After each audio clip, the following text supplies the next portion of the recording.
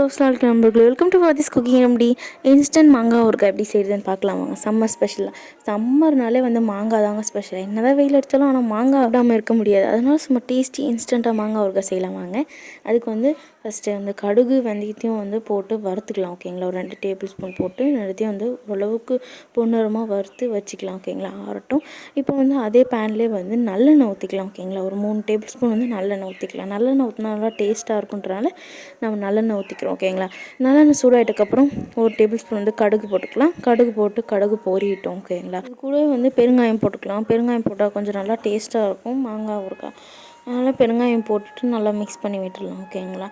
Actually வந்து மாங்காய்னாலே எல்லாருக்கும் பிடிக்கும். அதுவும் மாங்காயில் இந்த மாதிரி ஊறுகாய்லாம் செஞ்சு சாப்பிட்றப்போ இன்னும் செம்மையாக டேஸ்ட்டாக இருக்கும். கடுகு பெருங்காயம் எல்லாம் நல்லா பொரிஞ்சிச்சு. இது கூட வந்து ஒரு டேபிள் ஸ்பூன் குழம்பு மிளகாய் போட்டுக்கலாம். உங்களுக்கு காரத்துக்கு ஏற்ற மாதிரி போட்டுக்கோங்க ஓகேங்களா.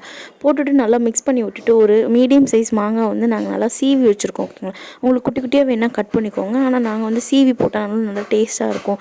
ஸ்லைஸாக எடுத்து சாப்பிட்றதுக்கு நல்லா இருக்குன்றனால போட்டு நல்லா மிக்ஸ் பண்ணி விட்டுக்கலாம்.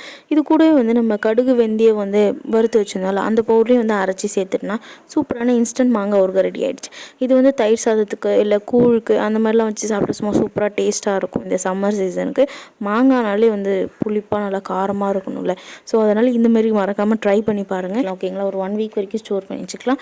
இதே வந்து நம்ம நிறைய செஞ்சு ஸ்டோர் பண்ணி வைக்கிறதா இருந்தால் ஆனால் சூடு பண்ணணும் ஓகேங்களா. சூடு பண்ணி ஸ்டோர் பண்ணால் வந்து அவ்வளோ சீக்கிரம் கேடாது. நல்லா டேஸ்ட்டாக சூப்பராக இன்ஸ்டன்ட் ஊறுகாய் ரெடி ஆகிடும். இந்த வீடியோ பிடிச்சிருந்தா மறக்காமல் லைக் பண்ணுங்கள், கமெண்ட் பண்ணுங்கள், சப்ஸ்கிரைப் பண்ணுங்கள். அந்த இந்த மாதிரி சூப்பரான ஃபுட் ரெசிபீஸ்க்கு மறக்காமல் ஃபாத்திஸ் குக்கிங் ரெமடியை சப்ஸ்கிரைப் பண்ணுங்கள். தேங்க்யூ.